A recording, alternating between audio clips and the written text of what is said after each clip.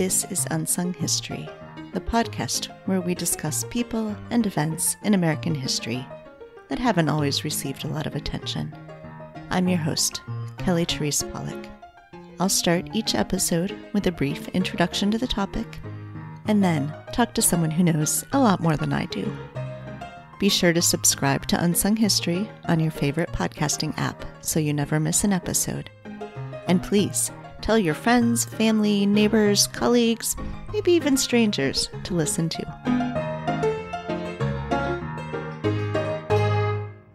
When you walk into a grocery store in the United States and pick up a package of, say, cereal, you expect to find a white box on the back of the package with information printed in Helvetica Black about the food's macronutrients, things like fat and protein, and micronutrients, vitamins and minerals. The nutrition facts label is so ubiquitous that you might not even notice it. But how did it get there? Why does it look the way it does? Who decided which things to include? The history of that label is our story this week. In 1904, American author and activist Upton Sinclair went undercover in the Chicago stockyards, working in meatpacking plants for 7 weeks before publishing the resulting novel, The Jungle, in serial form in the socialist newspaper Appeal to Reason in 1905.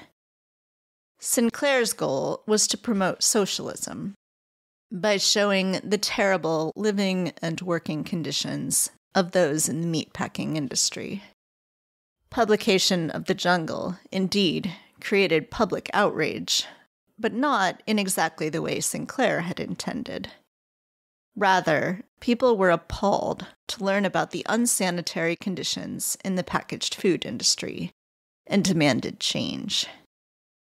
One result of that outcry was the passage of the Pure Food and Drug Act, which outlawed, quote, the manufacture, sale, or transportation of adulterated or misbranded or poisonous or deleterious foods, drugs, or medicines and liquors, unquote. Members of Congress had been trying for some time to pass similar legislation to no avail. But finally, on June 29, 1906, the United States House of Representatives overwhelmingly passed the bill that had originated in the Senate, and President Theodore Roosevelt signed it into law the next day. At the same time, Congress passed the Meat Inspection Act. The regulatory body that enforced the Pure Food and Drug Act was the Bureau of Chemistry within the Department of Agriculture. In July 1927, the Bureau changed focus and was renamed the Food, Drug, and Insecticide Administration. It was renamed again in July 1930 to its current form, the Food and Drug Administration, or FDA. In the 1930s, the FDA pushed Congress to strengthen existing law, creating an exhibit in 1933 that a journalist dubbed the American Chamber of Horrors, that demonstrated packaging fraud and economic adulteration common in packaged food, and still legal under the 1906 law. Congress, however, failed to act until tragedy struck, when over 100 people in 15 states, many of them children, died in 1937 when they took elixir of sulfanilamide, a newly formulated liquid form of the drug, dissolved in diethylene glycol, which had not been tested for safety. In 1938, Congress passed the Federal Food, Drug, and Cosmetics Act, which gave authority to the FDA to ensure the safety of food, drugs, and cosmetics. One of the regulatory areas in which the FDA was now empowered to act was in defining and establishing quality standards for food. the first foods to be standardized by the FDA in the July 1939 issue of the Federal Register were canned tomatoes, tomato puree, and tomato paste. The resulting standards were essentially recipes of the acceptable ingredients and formulations for a product to be labeled as such.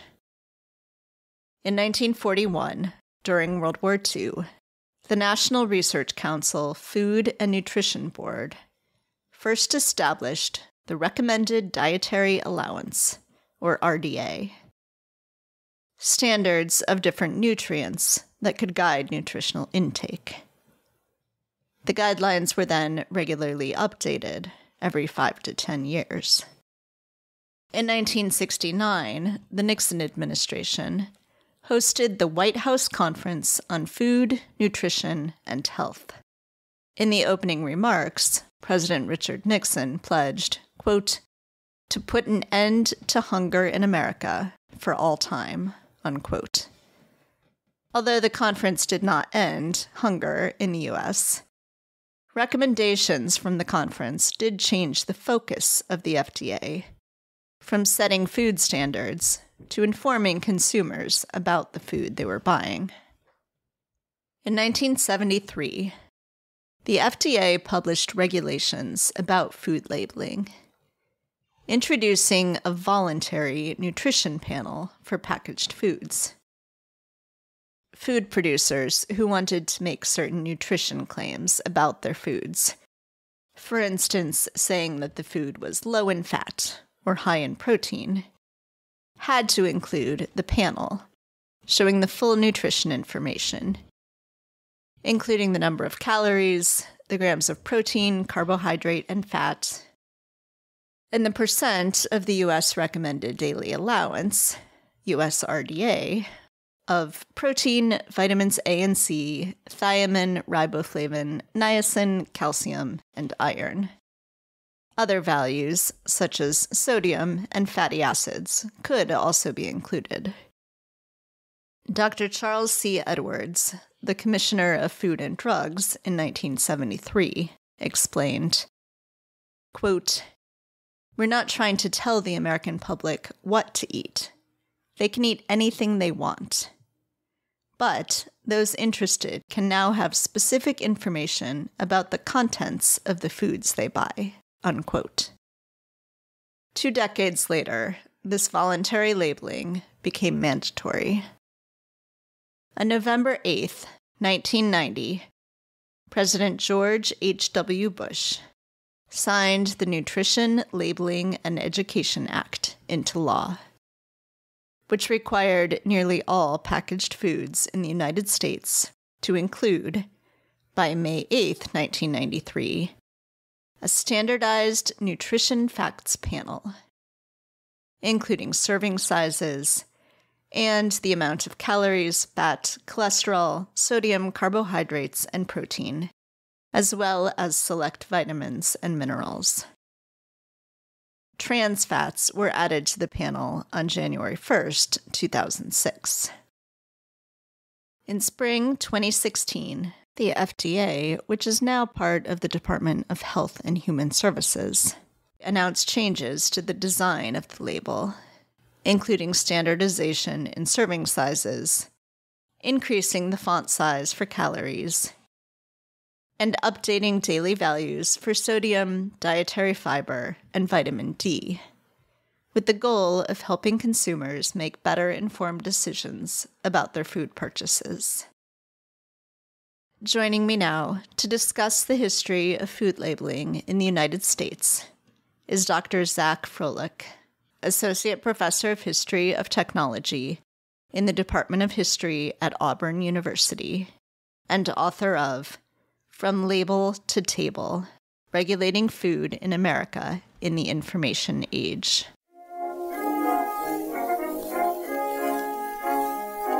He called me caramel kid and bonbon baby too, and says that isn't taffy, I'm just daffy over you. I know there's other sweeties in the candy shop, but you're the sugar plum that makes them like lemon drops. I know I'm soft and mushy as can be, but you've made a human marshmallow of me.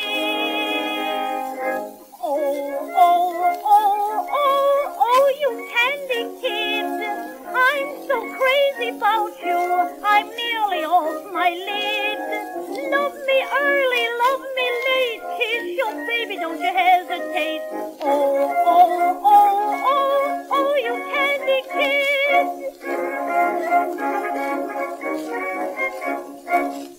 Hi, Xaq. Thanks so much for joining me today. My pleasure to be here. So I am super interested to hear how you first became interested in this topic, in this idea of doing what you refer to as like a biography of the food label.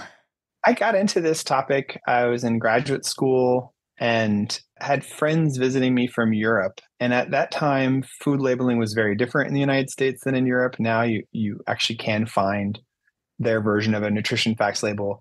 But one of my friends visiting from Europe looked at a package, saw the nutrition facts panel and said, "That's so American." And I knew what she meant. She kind of meant two things by that. One was she thought it was very scientific. Like Europeans know what good food is. They know what to eat. They have a sort of idea of what they should eat. And they think of Americans as being sort of diet crazed people who are always chasing science. But also there is this kind of sense that it's legalistic too, in the sense that we have these warning labels on everything. And Europeans love to laugh about our sort of litigious culture where, it's like you'll have a label on a banana saying, "Be careful, don't slip on it." So I think that reaction was what made them make this comment about the label. And that got me interested in thinking, where does this label come from? And so I did a paper on that, but in the process realized the nutrition facts label appeared in the 1990s. But there's a much older story, and it plays a much bigger role than just nutrition and information. And so that became the fuller project, was trying to figure out that longer story. Yeah, I mean, it seems now it's so ubiquitous, you almost forget that there wouldn't need to be a nutrition facts label at all. It just sort of is part of what we expect now. So could you talk a little bit about the how you did this history, the sources you were looking at, the way you were uncovering this longer history, really for the past century or so? Yeah, so initially it started by looking at the materials that you would find through the Food and Drug Administration. They have a dockets management office, which handles the more recent cases and issues that they deal with. And then they have the archives and the National Archives. But actually, I had a bit of luck in that I took a class with a guest lecturer at Harvard in food law. And he actually works in a big food firm. This is Peter Barton Hutt. And his firm represents a lot of big, familiar household brand name companies, including food companies. And he himself is a sort of very important food lawyer. And I met with him outside of the class and told him about what I was working on. And he said, "Oh, yeah, I'm the reason why there's a nutrition label." And I was like, "Why is this?" And he said, "Well, I was at the FDA in the 1970s when we introduced that." And he then invited me to go look at the Covington and Burling is his law firm, their archives, which he was very instrumental in developing. So when they have clients or cases, they keep all of their materials related to a subject. And so they have very extensive materials. So a big part of the early research came out of going through those materials. However, then I looked at a lot of other archives related to medical scientists who were active in policy, scientific associations that the FDA turned to. And that was good because his claim that he was the reason why there was nutrition labeling was a little oversimplistic and self-serving. There was already a lot of interest in nutrition labeling. One good example of this was that Esther Peterson, who's a well-known to people who do history of consumer activism, she was actually very involved in the 1970s with giant food supermarkets in introducing a nutrition label before the FDA does. So I start comparing the story that the archives in this law firm has with archival materials I find with other people who are very involved as well.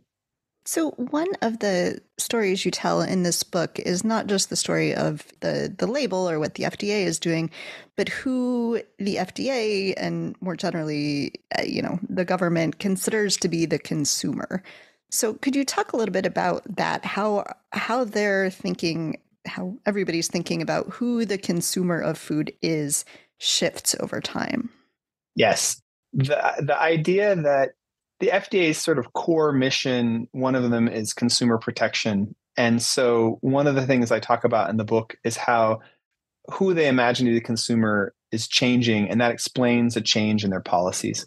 In the early years in my book, which is in the 1930s and 40s, they imagined the consumer to be a healthy person who's sort of, they have what's called an ordinary consumer standard, where they're imagining the consumer to be this ordinary person, and we need to create food policies that would be simple and easy for that ordinary consumer. They're also worried about consumers of drugs, which are very different. And so one of the big concerns they have is between keeping food products separate from drug products, because the consumers of drugs are patients, they have special needs, they're talking with their doctors. So initially they have this ordinary consumer in mind. And one of the things I talk about is that, many historians of consumers will point out that this was often imagined to be the sort of middle-class white housewife as kind of the person they would imagine for a lot of food consumers. By the 1960s, that's changing. You're getting companies interested in other niche consumers, but in the background, that's who they're imagining their ordinary consumer to be. One of the things that changes is in the 1960s and 1970s, they're recognizing that a lot of consumers are seeking more information than just what is this food. They want to know information about its health properties, how it was made, how to use it. And so then in the 70s, I argue that they start working with what I call the informed consumer, this idea that a person is literate, they're seeking out information, we need to give them labeling information. And so there are kind of cycles in who they're targeting and who they're thinking about.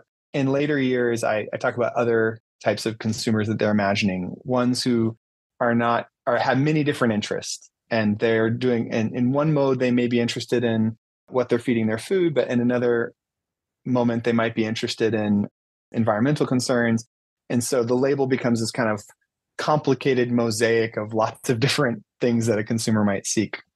There's also in the background a concern among industry as well as policymakers about how rational the consumer is. Are they someone who's motivated by rational interest in the kind of functional qualities of food, or are they motivated by sort of hidden irrational desires or rationally irrational behaviors and these kinds of models of consumer?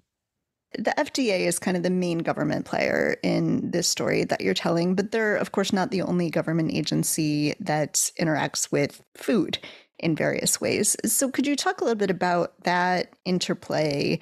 And at certain points, the FDA is almost at odds with other government entities and how that plays out over time. Yeah, the FDA is the sort of main government character in my story. And I don't talk about other important characters as much as I could. The kind of other big food character in the federal government is the U.S. Department of Agriculture. And the USDA and FDA are very different entities. First of all, the U.S. Department of Agriculture is much bigger than the FDA in terms of size and people. Originally, the FDA actually was in the U.S. Department of Agriculture, and it separates out in the 1940s. The U.S. Department of Agriculture's mission is to promote agriculture and promote food production. And so there are times where it's clearly supporting a lot of trade industries whose interest runs against a lot of public health concerns. In the 1950s and 60s, you get the rise of what some people call negative nutrition, the idea that we're eating too much food and the health message should be you should eat less. That runs against a lot of the food promotion activities of the USDA. And so those are moments where, as the FDA adopts that new idea that low-fat labeling might be appropriate and other kinds of arguments like that affect the food industry, they start to butt heads with the USDA. So then, of course, the FDA has a lot of interplay with industry. So there are, various forces in industry who maybe want more labeling in certain ways. They want to be able to make claims on packaging, or they want less labeling. They don't want to have to disclose certain things that are going on. Can you talk about the FDA relationship with industry writ large over this time period that we're looking at. And it seems like we got to a place toward the end where industry is pretty happy with the way things fall out. In this book, I will say the book is very much focused on FDA activities. But one thing I think that makes it different than a lot of other books about the FDA is that you don't always have the feeling that the FDA is driving the story. In fact, I think a lot of histories that look at the FDA tell a very top-down narrative where the FDA is setting policies and problem-solving an issue and framing it. And in my story, there are moments where you're kind of asking the question, what is the FDA doing? Because it's other people who are really pushing that. A big one is industry. And one way that the industry really shapes FDA policies on food labeling is through advertising. Advertising is legally connected to labeling, but often the food industry can push advertisements out that really push the boundaries of what's allowed and what's not allowed, and then wait to see how the FDA responds. And this is a way that they start shifting the line about what is appropriate.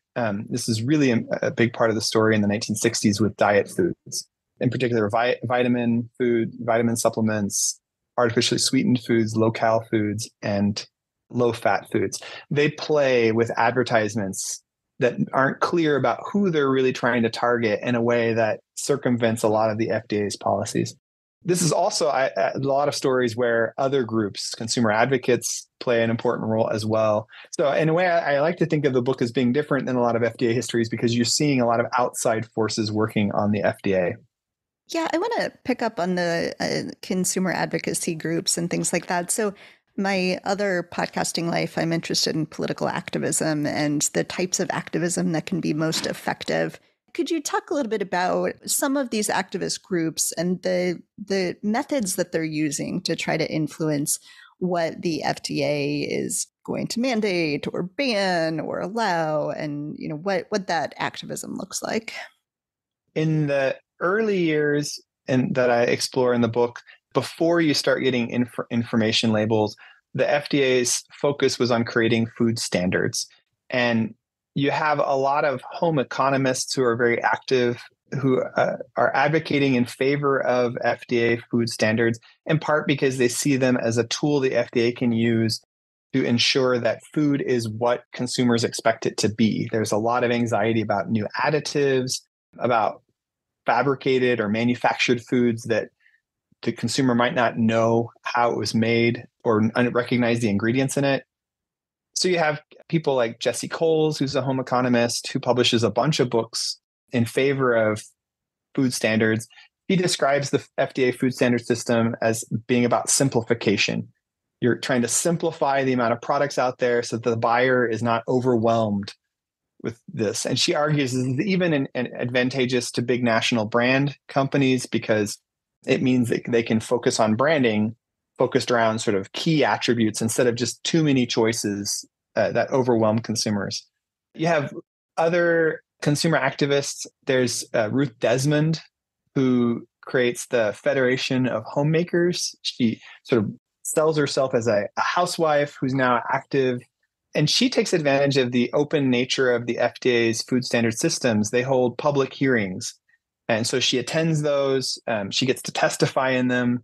And she's clearly a very colorful person in terms of like speaking in a way that it gets quoted and such during the peanut butter standard hearings where they're debating what percentage of the peanut butter should be peanuts.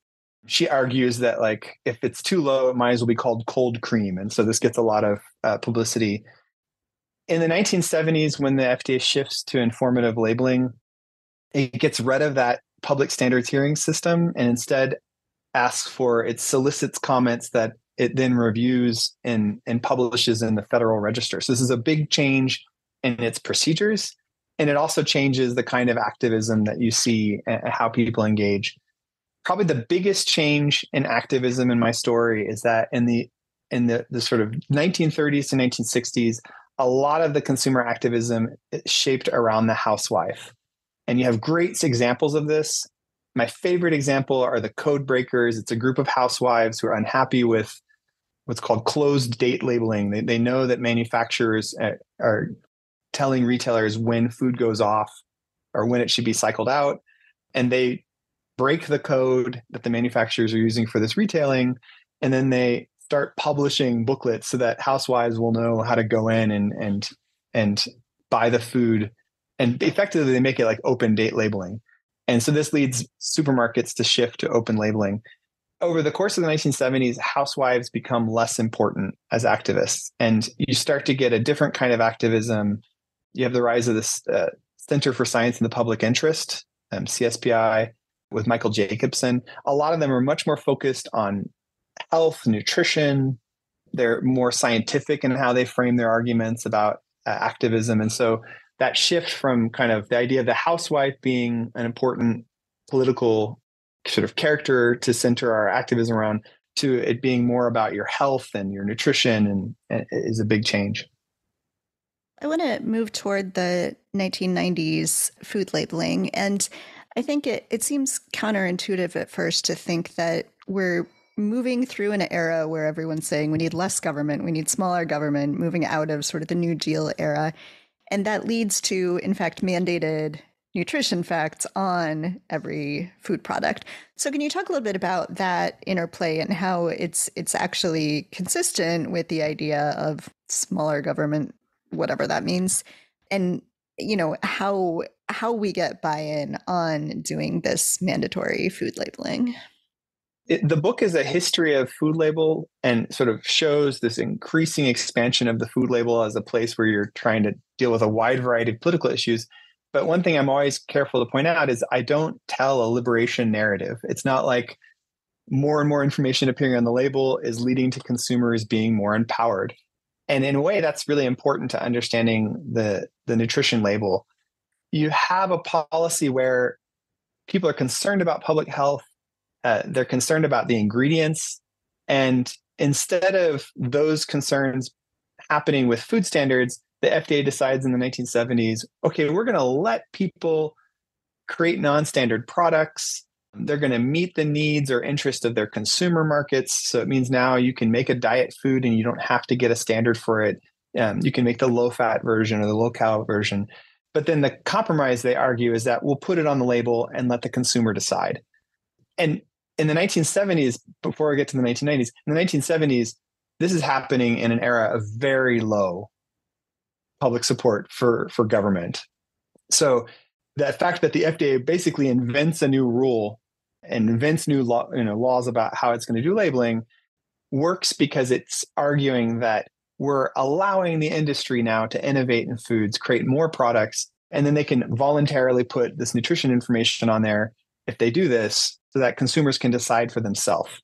And that idea that labels allow consumers to decide for themselves is really important to its political success. The FDA is not telling you what's good or bad for you. It's just requiring manufacturers to disclose that information, and then you can decide.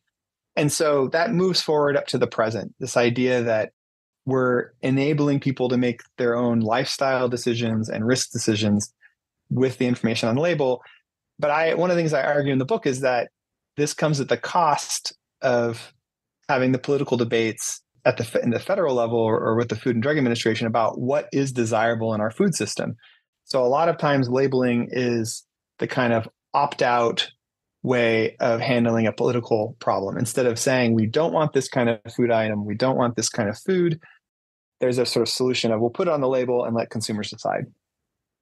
So I want to talk about the policy decisions that go into what the label looks like, what's on it. It seems like such a straightforward, after the fact, like such a straightforward, like it's just the facts. You just see, what's in the product and what percentage of daily value and such. But of course, there's all sorts of decisions that go into how this is displayed, what isn't on there. Can you talk a little bit about the ways that the FDA is thinking about this, how they're making decisions about what this actual nutrition facts panel is going to look like? The question about the label is most interesting in the chapter where I talk about the nutrition facts label in the 1990s. And it's fun because you see this thing, you take it for granted that this is what it looks like and this is what it says. But in the 1990s, you're looking at the people deciding how to design this, and they're making big decisions that would be surprising to us now. The name nutrition facts, for example, they consider nutrition guide and nutrition values, and then they settle upon facts. And I think this reinforces the idea that this is an objective description of what you're reading. And even though part of it changes from the earlier version of the nutrition label, because now they have these percent recommendations on the label. The other thing, the FDA it has national recommended levels for certain nutrients on the label. These are the recommended daily allowances that the National Academy of Sciences has been publishing for decades. So some of the information on the label reflects those, but then it has to come up with and adopt the recommended allowances for things like fats. And it does this by drawing on guidances coming from the US Department of Agriculture. It invents an entirely new thing called DRVs, daily recommended values, which is a mixture of those two different sources of recommendations. They have debates over how to calibrate the label. It's based on a recommended diet of 2,000 calories. And there are big debates about this because the average adult male should probably have 2,300 calories. The average adult female should probably have more like 1,800. And there are debates about whether they want to go lower for men because they're worried about men having too much food. And eventually they settle on this number 2,000 for very pragmatic reasons. They decide that by it being rounded to such an even number, consumers will recognize it's not precise. It'll be easier to do math. And they would rather it be on the lower side than the higher side because at the time they're concerned about Americans getting overweight. And so even though it looks scientific, it's very political and pragmatic and bureaucratic, the decision-making going into the number of the 2,000 calories. And then there are lots of different political interest groups that raise points that the FDA gets concerned about. Minimum font size, AARP writes in saying we're concerned about the elderly who have to read this. And so they put in rules about minimum font size. The kind of funnest thing for me to learn about was when I interviewed Berkey Belser, who just recently passed away, who is the head of the design firm. And the design considerations, one of the things he said was that the FDA commissioner contacted him, David Kessler, and said, we're going to change this label and no one's going to realize it unless we create a really clear design behind it. And so Belser and his firm work on creating this black and white sort of very simple design style. And he, in the interview, he said it's a government brand. And later on, the brand got extended to drug facts. And even today, I think the popularity and the iconic aspect of the label has more to do with that design aspect than it does the actual success of it as a functioning health tool. And so the kind of design considerations are really interesting as well. I loved the part about design. It's this panel is just a thing of beauty. And it's so interesting to think about all the ways it could have been different. And some of the design graphic versions of it had color, and they decided not to include color. And the reasoning was that it would be more expensive to require manufacturers to include color. But I have to admit, I think it adds to the kind of view of the label as the little objective part of this otherwise very colorful marketing thing of a package. So it adds to this idea of it being a kind of trustworthy, objective label.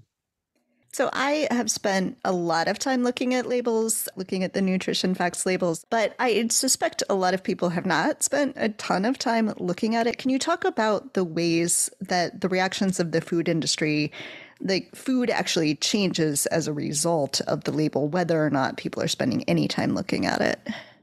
Yeah, the question I always get asked when I talk about this story is, does anyone even read the label? Actually, I usually have one of two reactions. I either have people who are really into the label.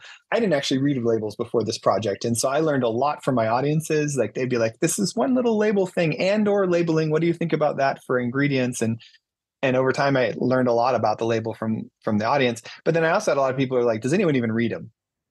And there are lots of studies that look at how people read them, and do people read them? And a lot of people don't. Also, a lot of people spend very little time reading them, or they read them at particular moments, like maybe the first time they get a food, they'll read them, or when some big life change happens, either they're a medical diagnosis or they have a kid, they might read them, but then they won't read them again. But one of the points I make in the book is that even if you don't read them, they have a direct impact on the food you eat.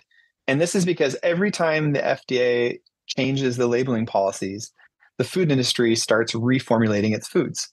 And so there was an FDA historian, Suzanne Junod, who, when this was happening in the 1990s, she grabbed a bunch of packages, and then she got packages after the introduction of the nutrition facts label, because she wanted to show that there was actually a change in the nutrients and in the ingredients, because they're concerned about if some people are reading them differently and that affects buyers, then they want to create formulas that make their food attractive. And so yeah, one of the arguments I make is that even if you're not reading these labels, the labels are affecting your food. So the nutrition facts panel, of course, is not the only type of labeling on a package.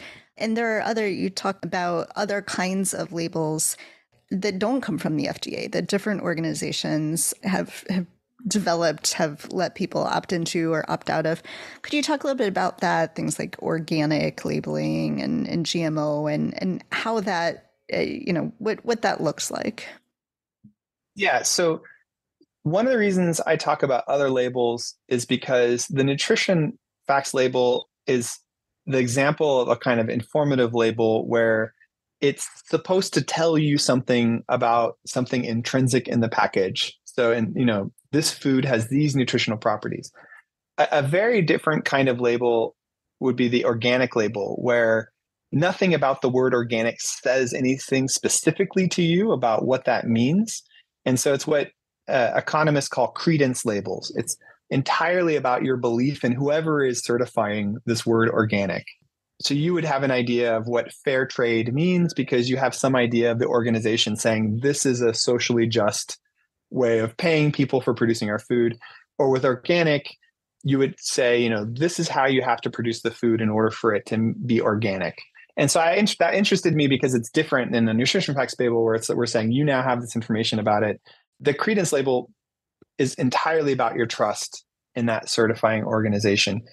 And so in the case of organic, the big story there in the 1990s is you have a lot of regional organic labeling groups. And because of their concerns about the term getting misused by sort of people on the market, they invite the U.S. Department of Agriculture to create the USDA organic label and legally enforce it. And the USDA is not as invested in organic as many of these regional people. And so there's a kind of watering down, a lowest common denominator approach they have. But it does keep out certain things they're concerned about in terms of pesticides, in terms of genetically modified foods. But it's very much a story about mainstreaming this sort of alternative food movement. Other kinds of labels, though, you have a lot of concerns about risk labels. I think in a way, the ingredients panel also gets used this way, where people who are really concerned about one particular ingredient and they feel like it's unhealthy or dangerous, they'll turn to the ingredients panel and try to look at that. And if they see it, they'll be like, I'm not going to have this. So they might be concerned about, red dye 40 or a particular kind of artificial sweetener. So one of the things I talk about are these different kinds of uses of the label. The other thing that was important to me there is, again, challenging this idea that the simple story that more information means more informed. You also have the case of certain labels where it's pretty clear the intention is to make the consumer sort of understand even less of what's happening. And this is, I think, clearest with the example with the GM food labeling kind of compromise. In 2016, Congress passes this law that basically says, okay, we're going to have GM food labeling, but the way it's interpreted, there's sort of two things that industry and government do to kind of undermine this as it really informing the consumers. First, the U.S. Department of Agriculture decides that they want to call these bioengineered foods. No one is calling these bioengineered foods in the public. And so I think that was very much a way of saying, okay, we're not going to use this stigmatized name that has been used before. We're going to use this other. And the other is that the law allows you to put this label anywhere you want. And this is happening right at the moment where supermarkets and manufacturers are starting to use QR codes, these kind of box things that you can scan with your cell phone to get information. And many of them bury the GM label in that digital information. So it's available to the consumer, but you have to kind of actively find it. And so I just make this point that labels can obfuscate. They can have you sort of undermine your ability to be informed as well. So you started by talking about having friends visiting from Europe and how that made you start thinking about this project. You have taught in various different countries. I wonder if you could reflect a little bit on how living in those other cultures has affected your thinking about this. Great question. I think one of the things that interested me in my friend's comment is this idea about how much of this is an American story and how much of this is true of living as a modern consumer anywhere. So I think in Europe, and I lived in South Korea, they are much more accustomed to having the government play an active role in codifying rules about how the market works. So once Europeans did adopt nutrition labeling, I think in a way they did it in a more standardized approach. They had much more stricter rules about health claims, the kinds of disease claims and health claims that could be made. And they were in some ways, they gave industry more options because they hired panels to decide which ones were good and which ones were bad. Here in the United States, the FDA has not fully said that. And so it's been kind of a game of what can be tried and when will the FDA say, no, that's not good. So in other countries, they tend to enforce the rules that they set. Here, there is a kind of cat and mouse approach to governments where sometimes the rules say one thing, but then if the FDA isn't enforcing it, businesses may play with that and push those boundaries. There's also this idea that Americans are much quicker to buy manufactured foods with particular traits. I think we do actually entertain diet fads much more easily than other countries. We have a less rooted food culture in that sense than you'd find in Europe and in South Korea. That's sort of broadly speaking.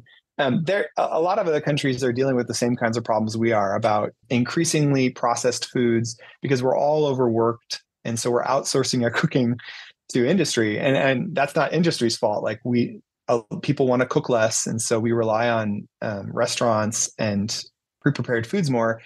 And that means that those are the people making decisions about our food. And food labeling is a kind of, in my opinion, a sort of very superficial approach towards trying to solve that. And I think in a way, a lot of countries are taking more seriously the idea that they need to directly engage the food industry about what ingredients are appropriate and which ones are deceptive or dangerous. I think in the last year, I'm seeing a lot more activity among the Food and Drug Administration. So I don't know what that means in terms of how that will translate to changes in policies. So I have a million more questions I could ask, but people should just go read the book. So how can people get a copy of the book? Order online. It's through the University of California Press, so you can find it there. Also, obviously, on Amazon and other kinds of online retailers. And yes, I hope they read it, and I'm excited that it's in the world and that people can learn about this really interesting story. Thank you so much for speaking with me. I really enjoyed learning this story. So much of it is during my lifetime, and I still didn't really know all the stuff that was happening. So thank you so much. My pleasure. Thank you. Oh, you candy kid. I'm so crazy about you. I'm nearly off my lid. Love me early, love me late. Kiss your baby, don't you hesitate. Oh, you candy kid.